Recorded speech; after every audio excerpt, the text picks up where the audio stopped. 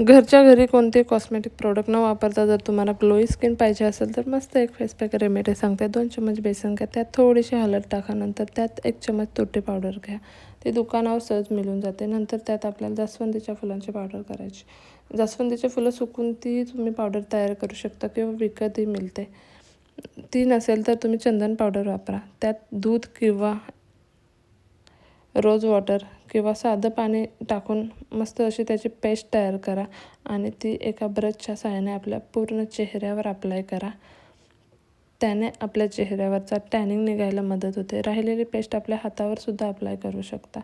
नंतर 10 ते 15 मिनटं सुकू द्या आणि ते थंड किंवा कोमट पाण्याने धुवून घ्या आणि आपल्या चेहऱ्यावर ॲलोवेरा जेल अप्लाय करा. चला अशाच भेटू नेक्स्ट व्हिडिओमध्ये. बाय.